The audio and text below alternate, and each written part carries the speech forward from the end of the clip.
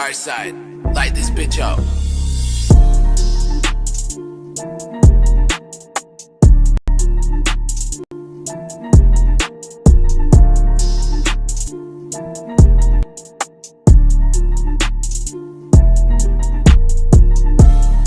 What is up, everybody? My name is James D. Fiore, and this is Blackballed. It's Rapper Day on Blackballed, but this one's a little bit special, and there's a couple of reasons why. One, we are from the same area, an area called Durham Region, where my friend Nigel Williams, who was one of the best rappers I've ever known, lovingly refers to as the Mecca of hip-hop. But the other reason why this interview is going to be special for me is because I have the opinion that this man is a standalone product in Canada because of his entrepreneurialism. I've never seen anything like that in this country. I mean, Drake does it to a certain level, and he's largely international. But at a domestic level, and the amount of moves that this man has made is something that I think a lot of young up-and-comers need to take note of. So I'm really excited to have on the show with us today. His name is Peter Jackson. Peter, what's up, buddy? What's up, brother? How you doing? I'm doing well. I'm told by people that you're humble, that you don't get emotional or anything like that. But I got to tell you, the entrepreneurial aspect of what you do, I'm interested in where that came from. Where you got your business savvy from, because I can't think of any other hip hop artist that has been able to sort of overlap the entrepreneurial stuff with the artistry. I'm just curious where that came from. You think? In life, I would say my parents. My mom had I don't know. My mom ran probably 3 businesses at one time.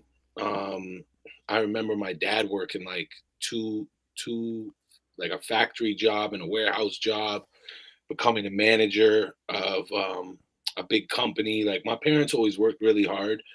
And then for me, just growing up in the music side, like not on the family and real life side, I'd say it was like a Jay-Z, like paying attention to these guys that were really actually doing business. And that's something that my first manager always said to me: it's not show friends, it's show business. And yeah, it's really kind of interesting for a bunch of reasons too. One is because the music industry, the labels, when we were growing up in the 90s and the 2000s, they didn't know what they were doing. I feel like they should be.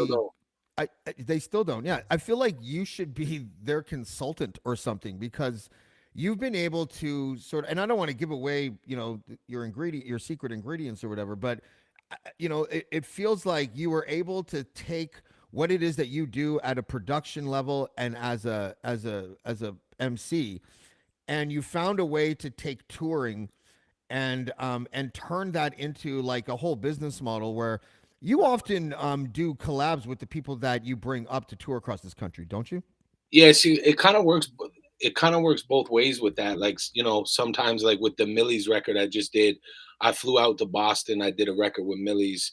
I shot a video with Millie's, and then we booked a run. After we got to know each other, because me and him are very, we have a lot of similarities. So for the two of us to meet is probably a good idea before we decide to do business. And I did the same thing with Yayo. I obviously, growing up, I thought I was part of G Unit when I was a kid. It was everything I loved was 50 and those guys. So Yeah. I flew to New York. I did a record with Yayo. We got along really well. And then it's it almost puts an extra stride in my step to want to put a tour together for somebody. Where it's yo, I really like Yayo. I really like this person or whoever it is. And it kind of gives me an extra, an extra reason to why I would do something, because everybody always says business isn't personal, but for me, business is extremely personal. Yeah, I think you're onto something there too, because I've seen, I'm not going to put anyone on blast and name names here, but I've seen collabs with people when, and I kind of wasn't feeling the track. And then you find out later that they never even met, right? They did. That's normal though. It is normal, but I mean, like you You know, can you feel it. yeah, like there's no like I mean, if you listen, like we've all heard collabs where you know, you can and it's fine that you compartmentalize the 16 bars on each verse. Because there is no real connecting tissue except maybe the hook, but there isn't really a vibe that that connects those artists together. Yeah, But I think that when you go to Boston and meet Millie's and then you drop your track and video, you can tell that you guys have had some time together, right? Like you can tell that there's some sort of like established like, you know, respect there. And that yeah, matters, doesn't it? 100%. I mean, my record with Sizzla Kalonji, we redid it when we got to Jamaica. So, we actually like totally went and redid that first. And that was like that wasn't my first collab, but that was one of my first big ones. And we were in Kingston and we just got along so well. He took me to King Jammy's house, which was a big studio. I recorded a couple records for Sizzla's albums as well. And then we actually redid the song that I came there to do. Hmm. So yeah, you're right. It can work out. It can work both ways. Or when I did my video with Trey Songs, that's the most fun I ever had on set. So Really? it's like we just really got along. So I think it's better to meet the people, or it's better to be in the studios. And that's the same thing too. I toured with Naughty by Nature for we must have been 15, 16 days in. That was probably my second national tour ever, and I was really young. And right before we got back to Ontario, Tretch pulled me aside and he's like, "When we get back to Toronto, I want to go to one of your studios." So Wow. it could work that way too, right? And he's one of the like listen, I'm one of those purists, right? Like I need a lyricist in my life in order to feel complete. Tretch is like for me one of the greatest MCs of all time. Like Yeah. he was doing Eminem his says, patterns were undiscovered until he found them, right? Back in the day. yeah, Eminem says he's the best rapper ever. Really? I didn't know that. Eminem said Tretch is the greatest. Is the greatest. Yeah. You have kind of, and I don't mean this in a bad way. Like you're a Canadian boy, I get it, but like you kind of have an Americanized way of handling your business, and it seems to me, I haven't. I mean, I put Drake aside for a bunch of reasons. It's not a hating thing, but I put him aside. But like you seem to connect with these American rappers like I've never seen a Canadian rapper do before. Is that something that you've noticed or other people have told you? Like, and when I listen to your music, it sounds like sometimes it sounds like you're from Miami. And I don't mean that in a bad way, but it's like you have a certain sound that separates yourself from like a lot of the artists in this country. Is that an intentional thing or is that organic? Um, I think it's definitely organic. I mean, I think that my hustle is very American because Yeah. a lot of people in Canada just don't. They're looking for like what Canada laid out as the infrastructure when I'm creating my infrastructure. Hmm. And I'm helping create a bigger infrastructure within the country.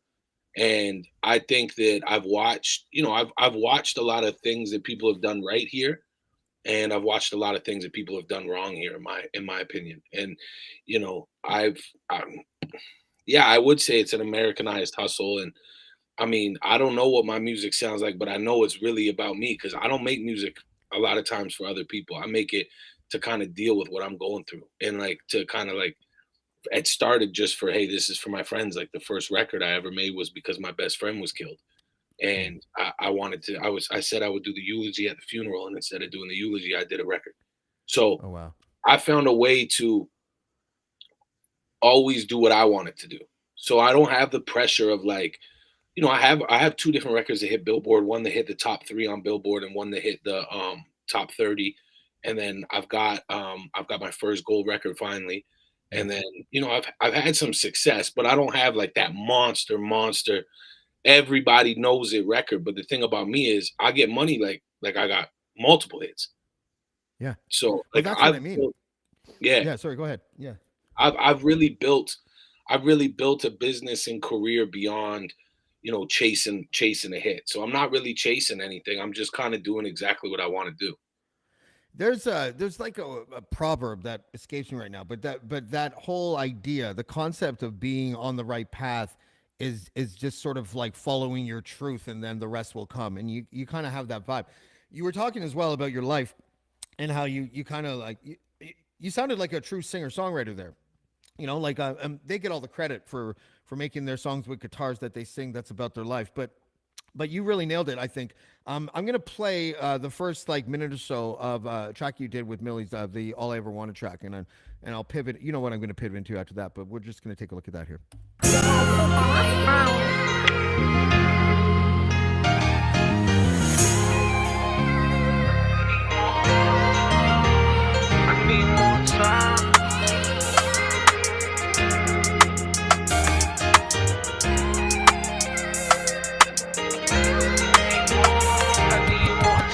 And all I ever wanted was survive with you. And all I ever wanted was some time with you. And all I ever wanted was to shine for you. And I can't even lie, I would've died for you. And that's real love. Watch me go for my puppy and do a big dog. Say time, help you heal up. Hope you right, cause right now life's too much. My pop die, I think I'm going nuts. 1,000 messages, the city said I'm blowing up.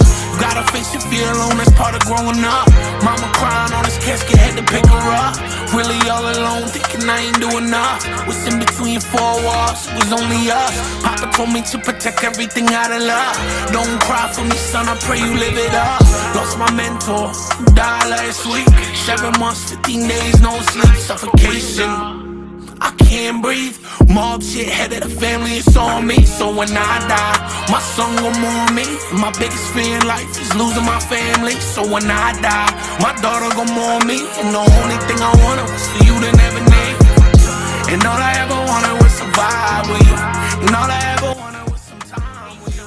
And all I ever wanted. Yeah, I'm thinking about, like, first of all, dope track, and I love the hook, and the line that I wanted to talk to you about, because we both knew this man. Well, I'd say know this man. Is your mentor died my mentor died last week. You said, and that mentor, talk about him for a second, because I anytime I have the opportunity to talk about him on this podcast, I always take advantage of that. I appreciate that first and foremost that you do that. Yeah, I mean, it's funny. I think I know a bunch of people do know that's about him, but I think a lot of people assume that's about my father because I said my father right before that. So I feel like a lot of people don't realize that's about Sheldon. But yeah, I mean, Sheldon Moore, DJ S Love was my engineer for like not 15 years, 10 years, maybe 11 years. I met him backstage at a Classified concert that I snuck into when I was like 15, 16 years old. And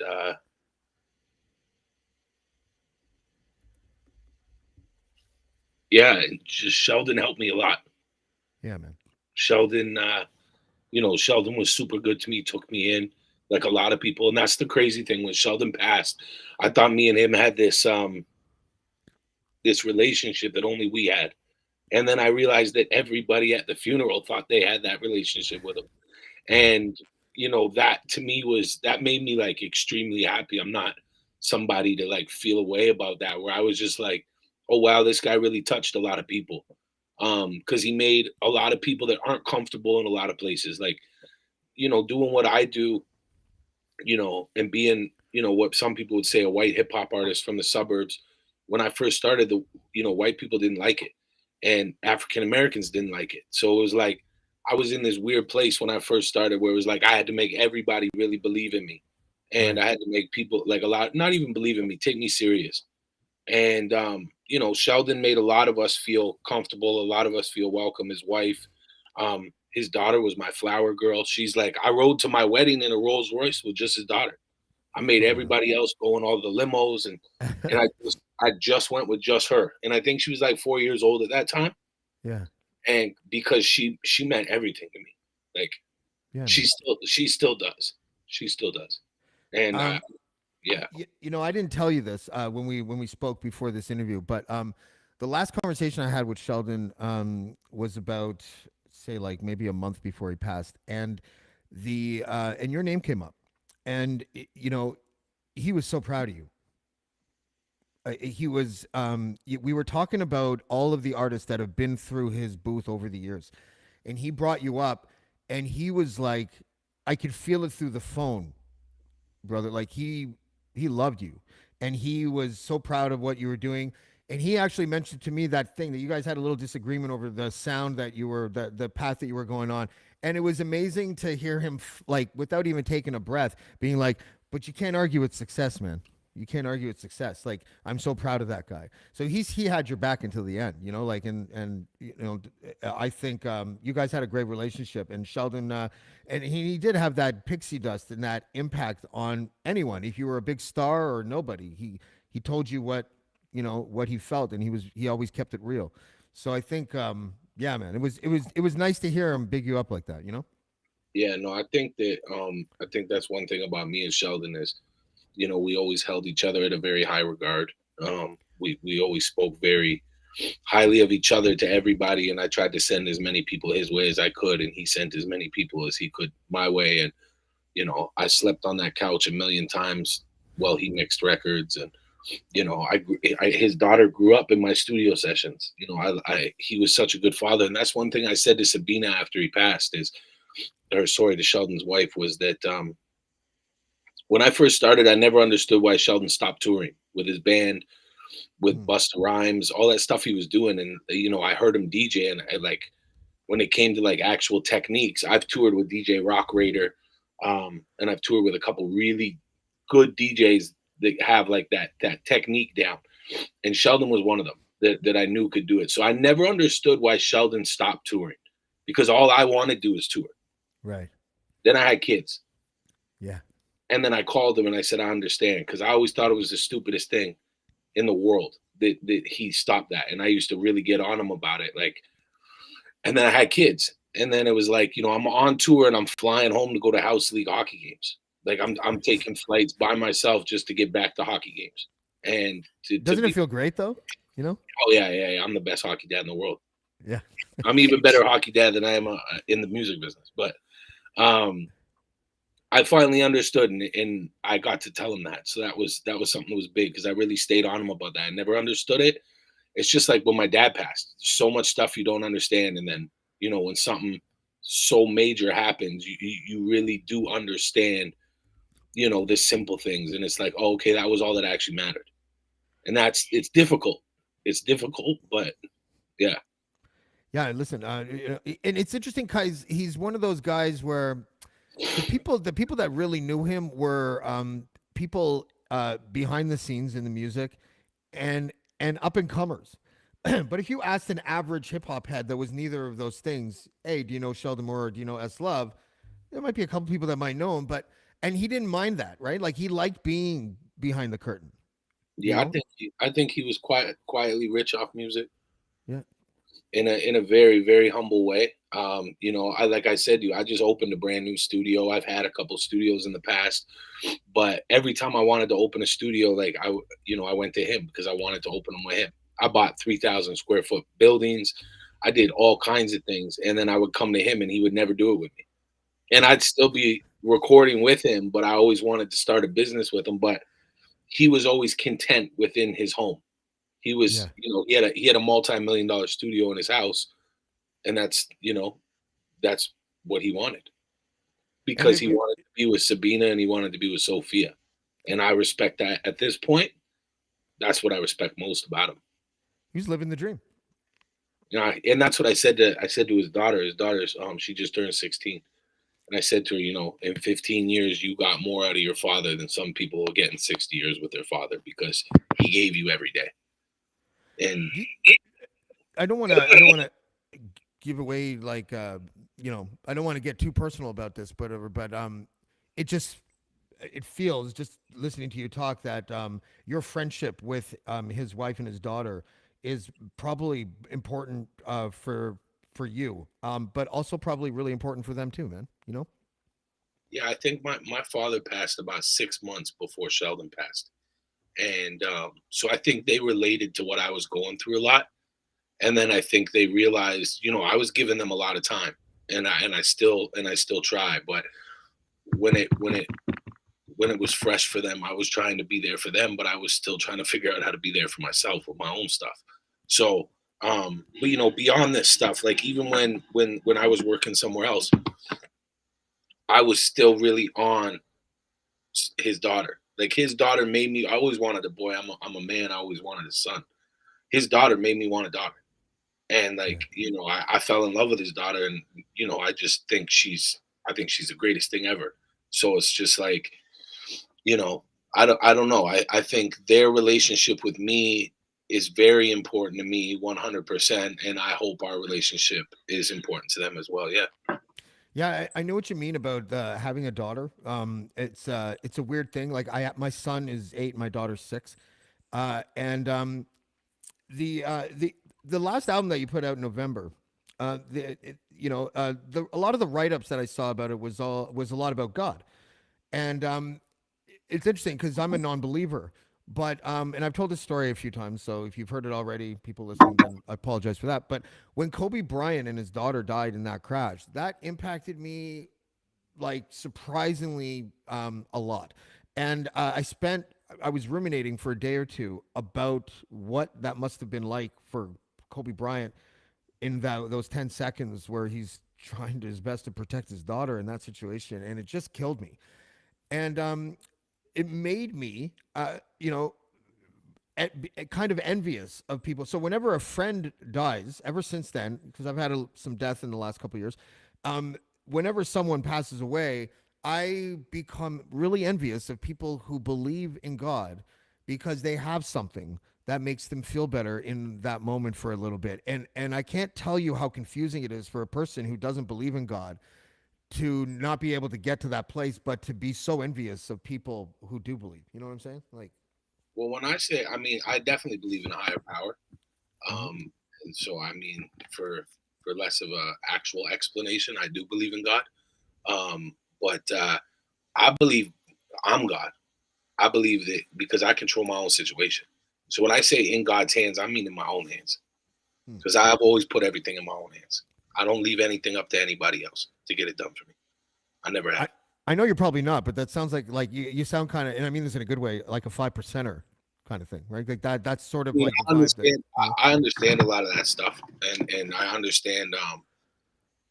I'm around a lot of people that you know believe in a lot of things that some people might think are crazy, but or new to them. But for me, I just honestly, I just believe in it that we are God, that you control your own destiny, and when you're looking for something, you need to look within.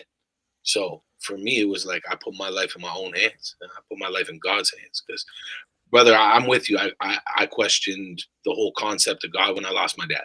Yeah, I bro, Sheldon's like one of the most pure people I've ever met.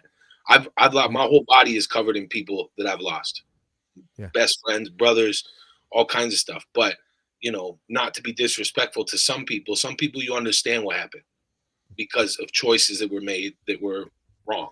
It was a matter of time, people. Yes, Yeah. and but Sheldon, no, I don't get it. No, And no. there's tons of people like that. Like you said, Kobe Bryant's daughter Gigi.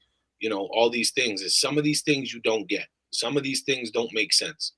And that's to me when I question the concept of God, or the concept of somebody that's actually looking out for us, because I don't feel like anyone's looking out for me when stuff like that happens. Does it make you feel strong when you can get yourself into a place where you're like, I'm God. This is all in my control. Does it actually like because I don't think I'm like that. I'm working on it. You're right, like because I understand that and I understand discipline now. Everything. I just split with my wife. I'm living alone. My kids are with her, but I see them now, and so it's like I'm getting used to this whole thing. And that kind of mantra, that nibbles the edges of kind of what you're talking about, where you're like, listen, like the only thing that controls you is you and your emotions and everything. This is all you. If something happens to you, it's not what happens, it's how you deflect and how you able to soak it in or whatever.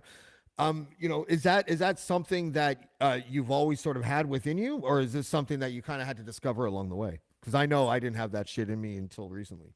No, I mean I'm still struggling with that stuff because I can, as quick as I can make something good for myself, I can make stuff real bad for myself too. Yeah. I'm very, very good at, blowing up the house and then looking for my cat. Um, that's just who I am. So I've never heard that expression. That's a funny. it's a good one, right? Yeah, that is good. Um, but yeah, so for me, it's like it can go both ways. It really can, and that's not a good thing. But Yeah. I think I'm human, and I think a lot of people are probably like that. They just Yeah.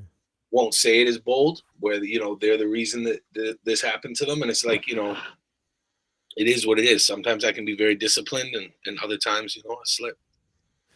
Yeah, me too, man. I just got out of mental. I still wear my mental hospital bracelet because I spent a stint. I call it a stint, like I've been there before. I haven't, but 5 days about a month ago. Um, I'll spare you the. I took too much of my prescription medication and fell into a state of psychosis.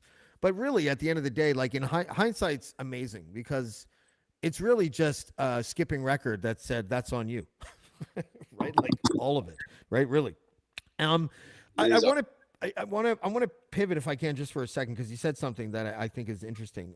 Which I had Julie Black on, I don't know, like two months ago or something, and I asked her this question, and her mom had passed not too long ago, and I was wondering if for you, if you have found that a lot of the wisdom that maybe your pops bestowed upon you, a lot of that came posthumously. Was that the same in your case? Do you know what I'm saying? What's that word mean?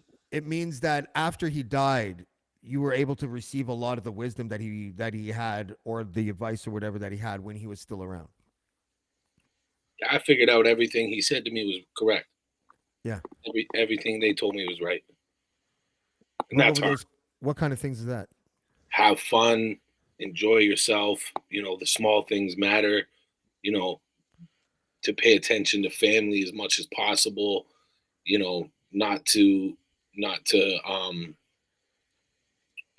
Not to really focus on anything I couldn't control. Um, you know, pain was in your head. Just there's small things like that. And there's a lot that I learned about him after he passed too. They weren't things that he taught to me. They were just things that other people brought to light, about their relationships with him. And, I think that it made me closer with my mom, which Mm. I didn't think was possible. Um, Were they you still know, together? yeah, they were Oh, together for over 40 years. that's dope. Yeah. Yeah. So, You're a rarity, my friend. Most of the guys I grew up with, I'm sure it's the same for you. We grew up, 100%. just so people know, I think you grew up in Ajax, if Yeah. I'm not mistaken. I grew up in Whitby, so really, they're touching, right? And all of my friends, like I can count on one hand all the people that I knew that had either good dads or dads that lived with them, and we were all kind of troublemakers, and we were all getting into shit, and the type of friends that or the amount of friends that I had that had a situation like yours where you had two parents that were still together, hopefully loving each other and their family, that is so rare, or at least it was in the 90s and 2000s. I think it's still rare. Yeah. I've been with my girl for almost 10 years, like married for almost 10 years. We got married young. Um, I think it's super rare, but I think it's also something that's extremely important and plays a massive role in my life behind the scenes. And it's not easy to navigate that either. But I learned Mm. that from my parents, how important that was.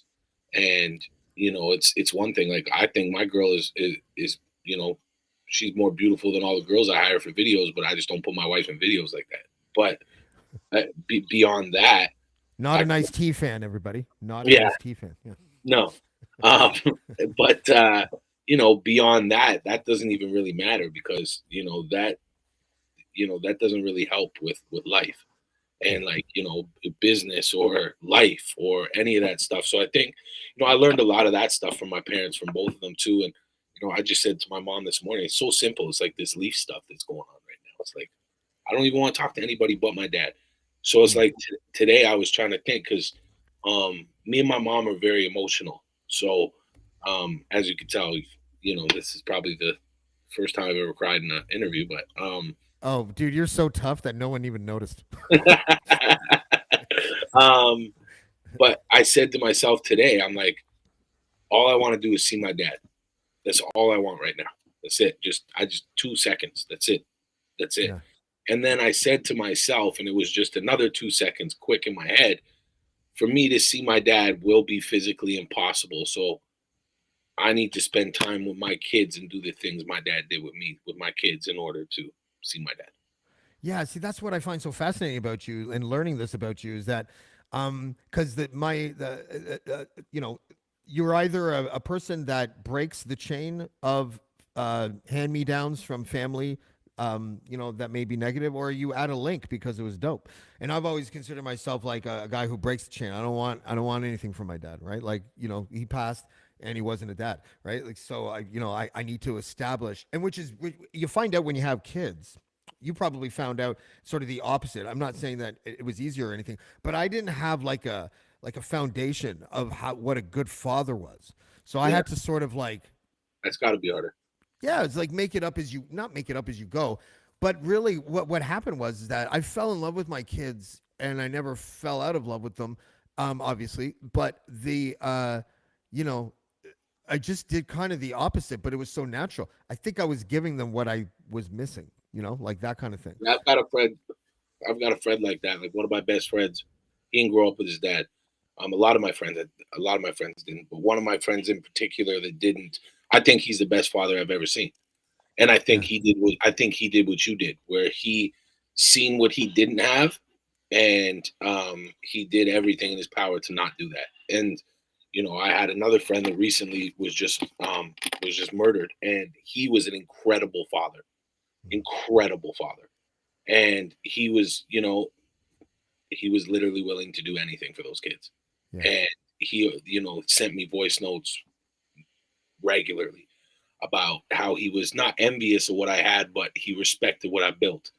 And he Yeah. respected how I included my kids or how I included my wife or, um, things like that. Cause he was really around me. So he saw a lot of stuff. And, I think people take it both ways. I did it because I had a good example. Some people did it because they didn't have a good example. Yeah. Um, Tony Yayo, what was he like to work with? I'm going to do a hard pivot here because I want to get to. That's our pivot. Actually, wait a second. I'm going to take that pivot back because I can do that. It's my show. I'm going to retract that pivot. Was your dad a Leaf fan? Biggest. Yeah. But he was like the typical Leaf fan. He was an ass. Like he was, he complained about the Leafs more than anybody I've ever met. Dude, But that's part of the fabric of Leaf Nation. Like yeah, that's part of actually being a fan. I think I might be the only one who doesn't do that.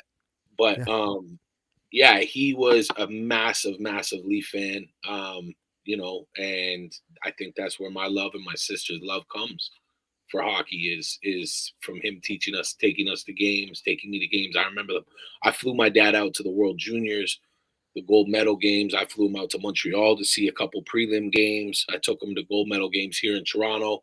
Me and my dad, that's like my big vice. My big vice is going to like really big sporting events. yeah, And that's like something where I have my best memories with him and with a lot of people. Now my son. So, for me, I grew up doing all that stuff, going to his games, going to Leaf games, all that stuff. So yeah, he was a huge Leafs fan, but he wouldn't be too happy right now. He'd be talking a lot of shit. yeah.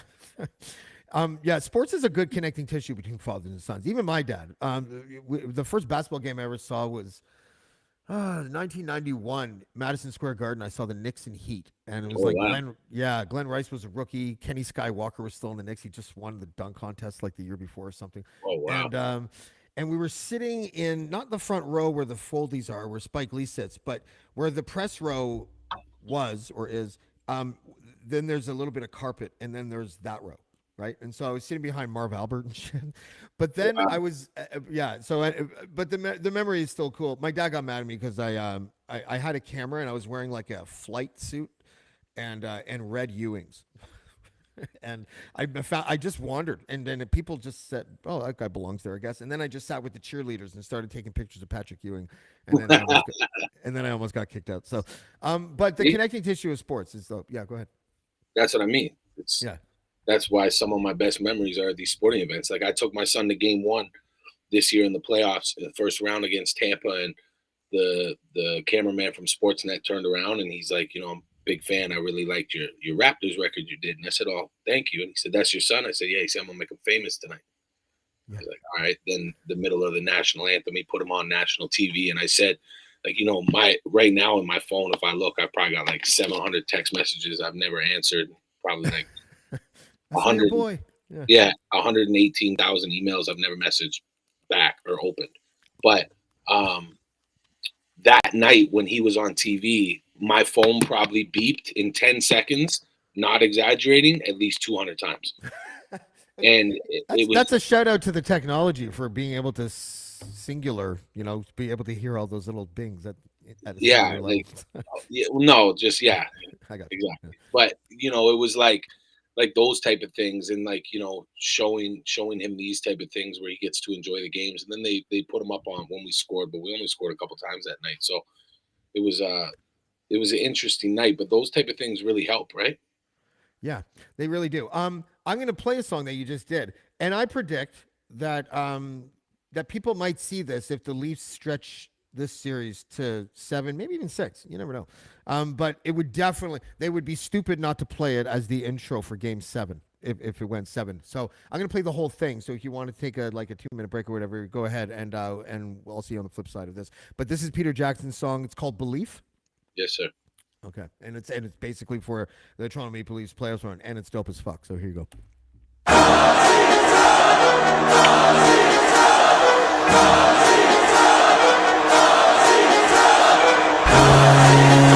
It's Jack. Let's go. Hometown city too rowdy. Mark Giordano got a body. 9-0 Ryan Riley. No games, playoff hockey. First round done, that's easy. 4-1 gave him that beating. Bar down, no you see me. Nylander made it look easy. Back to the wall, would you give up? Look me in the eye, dog, get up. Back to the wall, would you give up? Look me in the eye, dog, get up. It's over! The Leafs have won it! Morgan Riley! It's the Game 3 hero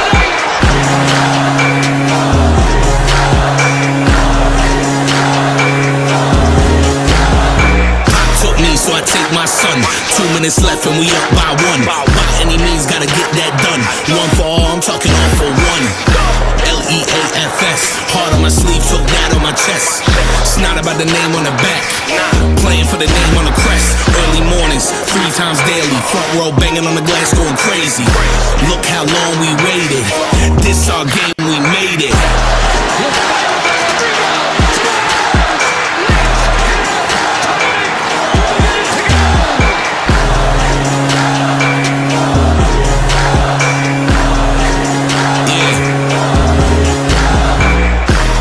Mitch and Johnny, Kerfoot, Riley, Bunting, Matthew Nas is nasty.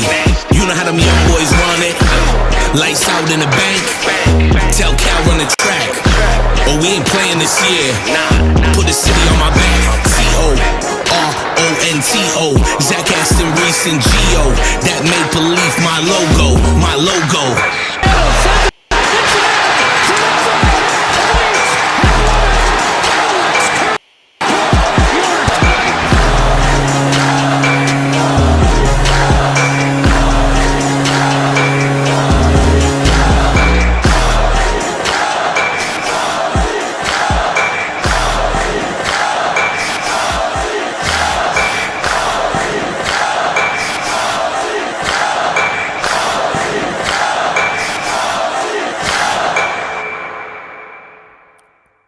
That's so dope.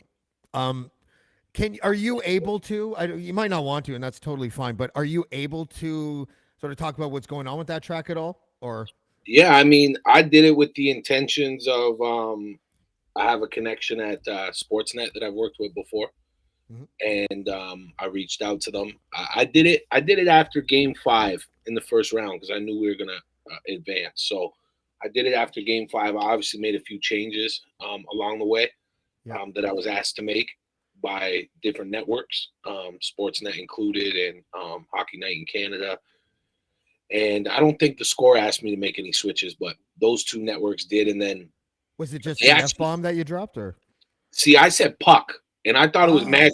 I said, you know what? I think the skate blade that was like, shh. I think seriously, I think it kind of made it sound like when I first did it, I said the F word, and then another engineer that I've worked with since I was a kid too is another guy named Dave Sheldon, and Dave told me to switch it to puck, and I'm like, bro, that's so corny. I'm not doing that. And then I thought to myself, it's like changing it to frig. Yeah, but every time I think something's corny and I don't do it, it works. Right. So I'm like, you know what? I'm gonna go against myself on this, and I'm gonna do it. And then they hit me back and they're like, yeah, this is like, it's family stuff. So the DJ actually of the Maple Leafs was like, you should probably change that. And so I made that change. I made another change. They asked to. I said something like lift up the cup. We made it. So the version that's like online, like on the DSPs, is a little bit different from the version they all have. And I mean, they asked me, they emailed me. One of the networks emailed me and was like, they're using this in all of the bumper to breaks tonight. I had to call someone from journalism and be like, yo, what's a bumper to break? And then they told me, I said, they're using it in all of them tonight. And that's when they show the highlight of the last thing that happened just before the commercial. For people listening. Yeah. She told me, and thank God I didn't go online and post, hey, watch Hockey Night in Canada tonight because they're using my record, blah, blah, blah, because then I would have felt like a real, Yeah, why did they tell you why they didn't? No. Never ran me back. I mean, it's probably because we were down 3-0. Yeah. But that's did you give it to them when the series had already started? Nah, they had it beforehand. They had it beforehand. I was actually in Florida shooting a video before the series started. Like when Game 7 with Boston and Florida was going on, I was in Broward County. Okay. So like around Fort Lauderdale. And they had it.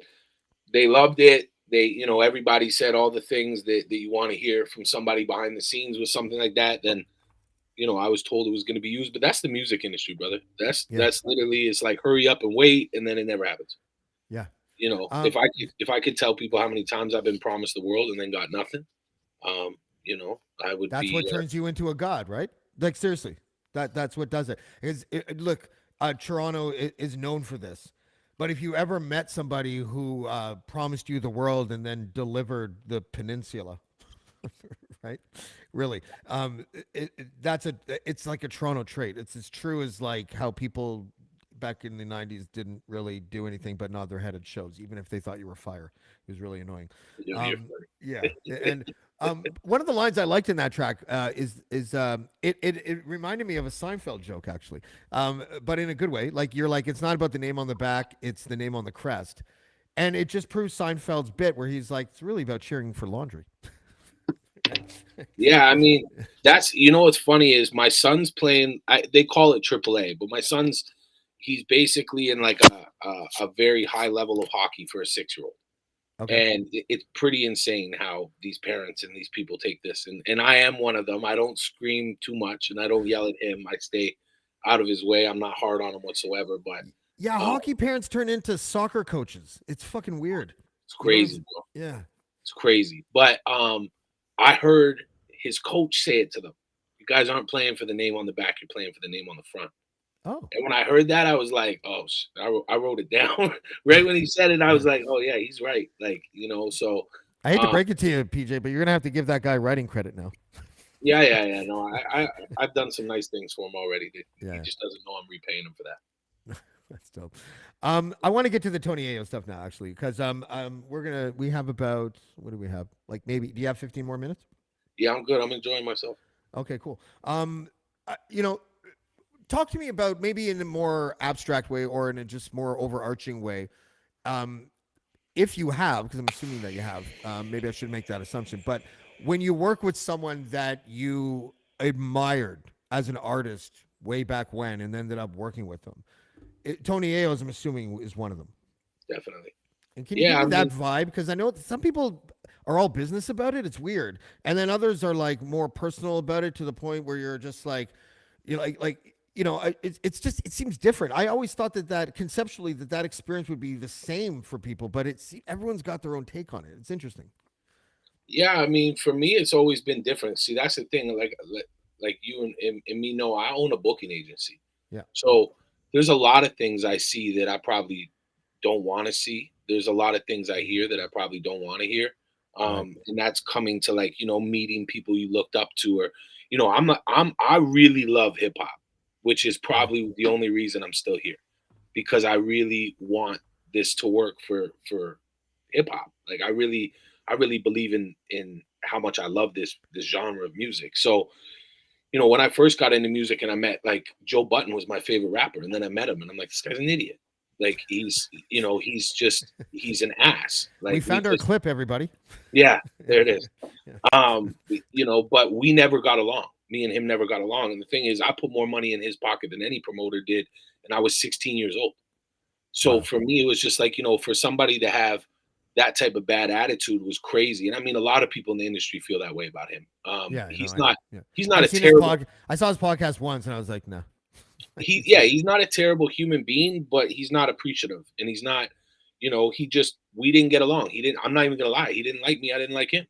Yeah. So, things like that. So then when I meet a guy like Yayo, who is, 6 degrees of separation from the biggest hip hop artist in the world, who's his best friend, who, Yayo picked up the phone and FaceTime 50 like within an hour of being on tour with me to be like, yo, you don't know what this guy's doing out here. Like, you gotta see what's going on. Like, you gotta understand, like, yo, because you also gotta understand, I did something with Yayo he never done before. He did his What's own that? full tour, which is, when Yeah, he's yeah. never gone on his own solo tour like that. So, and that's not because of me. That's because of him. That's because, people wanted to see him, but I helped facilitate that. So, there's a level of respect that comes with that. Then, he sees how I've got it in every market, because I'm not an opening act. I'm not a small artist in these markets. Yeah. I've just found a way to get more money. So I could go tour this country by myself once or twice a year, play to, 150 to 350 people a night, or I could go tour with Davies and do 1,000 people a night and make more money, being the agent, being the promoter, being the support act, whatever it is, whatever the hat is Yeah. that I have on, or whatever the scenario me and my partner have created, to help, build Peter Jackson as an artist. So it's like, these guys some people really appreciate that. And it's like, I really like Yale. Yale will call me on some of the realest stuff that's going on. He's got one of my vehicles in New York right now, because it was just easier for them to leave with it than it was to make them drive 16 hours and do this, that, and the third. And it's just like, I ain't go get it yet, because it's like, that's really my guy. That's So love. That's actually love. If people don't understand how serious hip hop artists are really serious about like two things: sneakers and clothes. Or is one, yeah, I'm clowning that as one thing, and their ride. yeah, yeah. Right? And like, I brought Lloyd Banks out here for 420, and I did a one-off with him, and Yale was booked for like a meet and greet or something during the day. And there's another thing hip hop artists are really serious about, and that's money. And Yeah. Yale hit me like, yo, I'm pulling up tonight. I'm gonna pop out and perform. Him and Banks don't even do that. So it's like, it's not like they haven't, because him and Banks are actually good friends, and they do records together, and they're on each other's albums, and they've both actually recently dropped big records with each other. But like, for him to come pull up at that event and perform with Banks and do it for free without asking for anything, he did that because of our relationship. And Yeah. that's why I love Yale. Like, I can't lie, I went the extra mile for him when he was on tour, where, the days that I could have been back in my house when we're doing shows in Ontario and stuff, I wasn't going to my house. I was staying with them, Wow. because I respected them, and I wanted to be around them, and I wanted to make sure that they were, Taken care of. Yeah. that they were taken care of. I mean, we've got security, we've got this, we've got everything taken care of. We've got vehicles, we got drivers, we have, you know, everything. But it's like, Yale smokes like I do. So I made sure, at all times, somebody with us is got everything we need. I'm, just really went the extra mile for him, because he really made me feel like he appreciated what I was doing for him. Yeah. And by the way, as both a pot connoisseur and a writer, if you ever need a biographer who holds all the weed, you just let me know. Yeah, if you can roll a blunt, we're good. Seriously.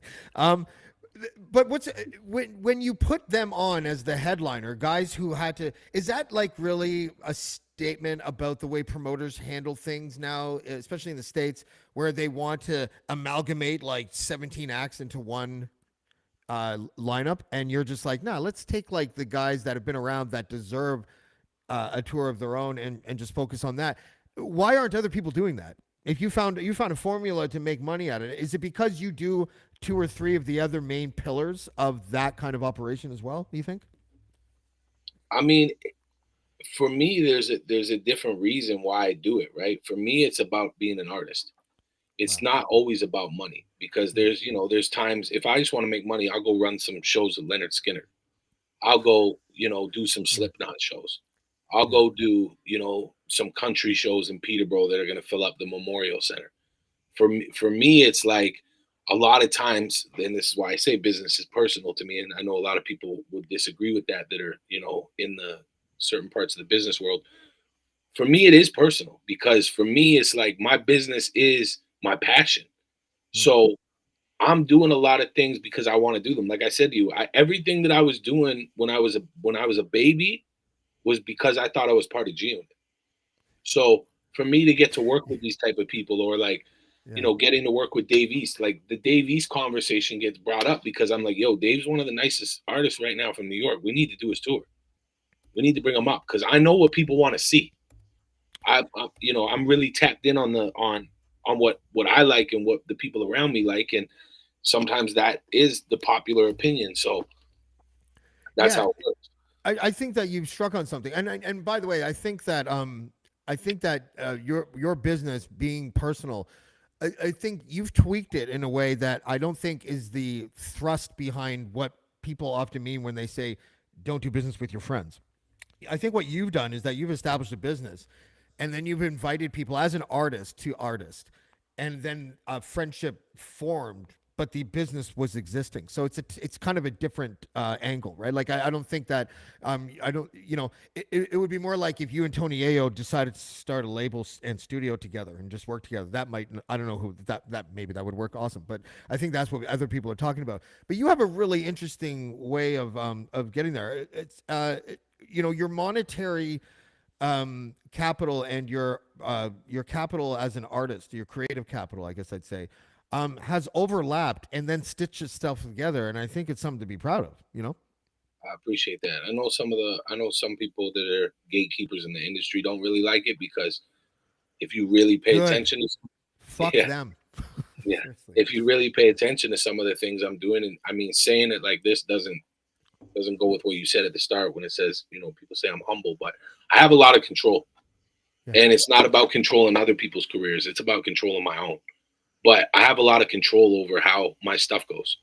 And that's because, of the position I'm in with the booking agency, with the promotional companies, with the grant writing, whatever it is.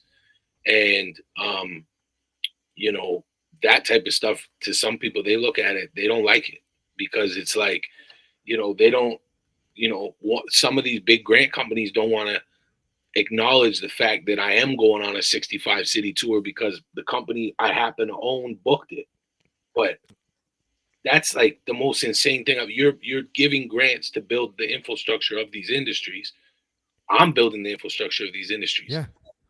Yeah. So it's like, and I'm an open book. Nobody told me about the grant stuff the way I tell people about it. I've watched, off of me telling people about grants, I've watched people get millions of dollars that I have nothing to do with. That they just go because I'm opening up their minds and showing them things that other people aren't even willing to show them because they think it's a competition. But it's like, it doesn't work like that. There is a lot of paper out there to help Yeah, and small that's my businesses. favorite. That's one of my favorite things about the Canadian music industry. Factor is absolutely incredible. Like, I know some people actually would probably say the opposite, but I don't agree with that. Some of the people that are there are absolutely wonderful. I think it's improved. I think it's improved from Yeah, back in the day. Yeah. yeah. The lady, I wish I remember the lady's name who's running it right now, but she's doing an amazing job. Everybody that overlooks my projects is A1. Is it Meg Simsick? You might be right. Yeah. I just looked it up. I'm not smart. I just looked it Oh, up. okay. Yes, she's incredible. The lady who handles my stuff, she's amazing. The guy who used to handle my stuff is amazing over there. I mean, Star Maker's pretty good to me too. Hmm. And the other grant system, like a lot of the other companies, I'm not too familiar with. Haven't done a lot of stuff with them. Yeah. But I mean, that's something that if you're a Canadian artist and you're not drenched in the grant systems, it doesn't But make you, it. yeah, there's also a lot of grants just out that you could parlay that have nothing to do with music. There's so many government grants that like look for a specific type of technology being used. Right now it's AI, so you could just like you could literally have just one facet of your business that has nothing to do with the music that relies on an AI software, and you're making a certain amount of money, and you're in a certain industry, and you've been consistent for 5 years or whatever. They'll give you like $10 million to grow your company. It's weird. Like there's so many different grants right now that people I know that run like ad agencies, like small virtual agencies that tripled their staff over the last 3 years. So Yeah. yeah, Yeah, it's there is leftover lots of thing from the stuff. pandemic.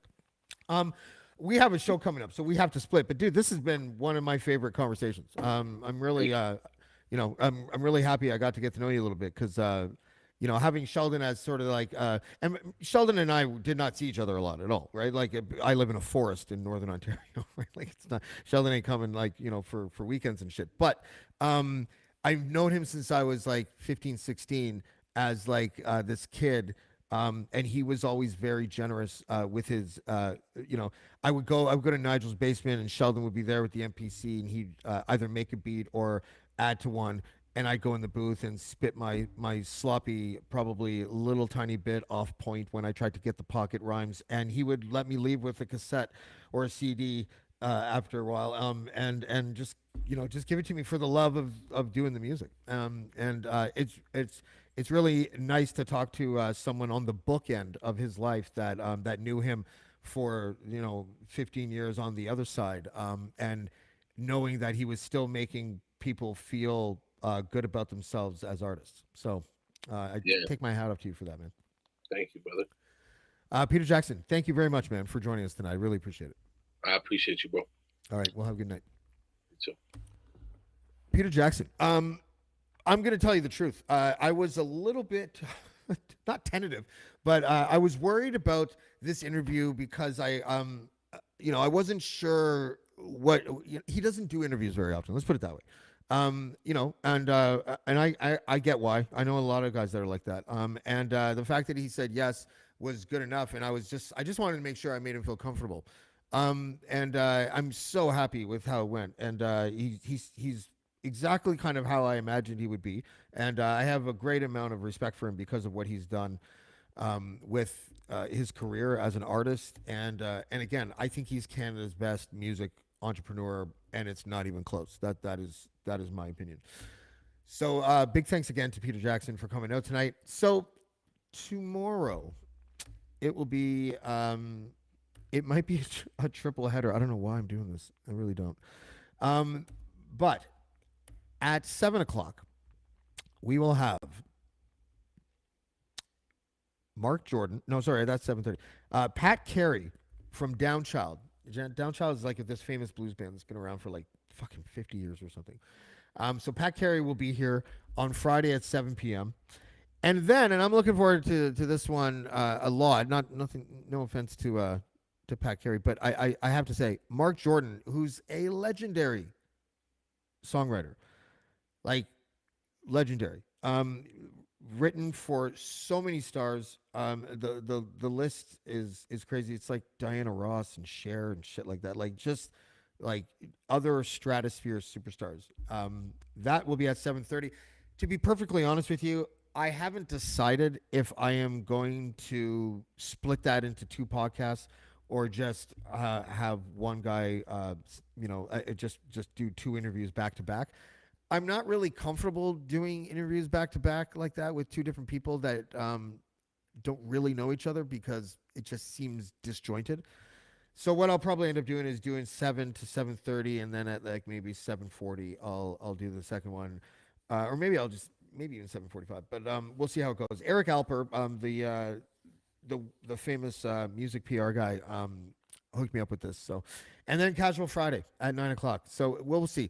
I will either have two podcasts or three that day. I don't know what I'm doing yet, but either way, it's going to be dope. I have a couple of announcements to make for other people. I rescheduled everyone's favorite European parliamentarian, Christine Anderson, for the 23rd of May, and I have Linwood Barkley, the famous mystery writer, who's got a new book out. I'll have him next week sometime. His book comes out on May 16th. I should probably just say what the book is, but I forget right now, even though I've read half of it so far.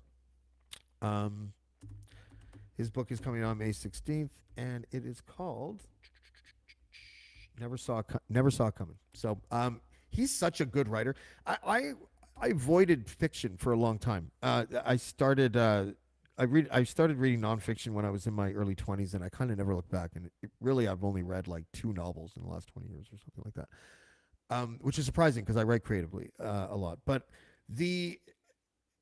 the book is, I understand why page turners are good now. It's like watching an action movie or something. Like it's not fluffy, but it's and it's entertaining. And I used to be, I think I was this like stupid, ignorant, naive, accidental elitist when it came to books. Like I read fucking Hemingway and I read fucking, Solomon Gursky was here because I thought it made me something. I was always fascinated with the whole Paris crew, like writers in like the 50s and 60s, like smoking hash and drinking wine in Paris and pushing like Hemingway over a hill because he was too drunk or something. Like that. For some reason, I romanticized the fuck out of that shit. And I read Catcher in the Rye like 3 or 4 times. I was one of those guys that just really kind of related to a arrogant, cantankerous teenager. I wonder why. But I have a new appreciation because of reading this Linwood Barclay book, and I'm only halfway through.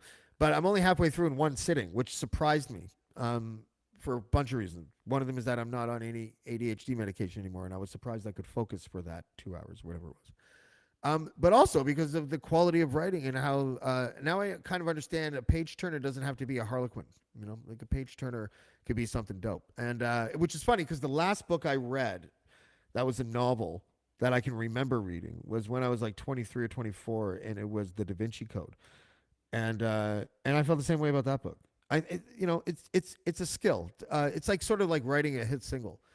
It doesn't matter if people can sing along to it and it's kind of jingly, because if it hits the masses in a certain way, there's got to be something about it that connects us. So these types of books are like that. Jeffrey Archer, I'm told, is like that as well. But anyways, so Linwood Barclay will be on probably, I would say, next Wednesday, but we'll see. But either way, big thanks again to Peter Jackson. Dope conversation. Thank you again for coming, and we will see you next time on Blackballed. Blackballed. Blackballed. Blackballed. Blackballed. Blackballed.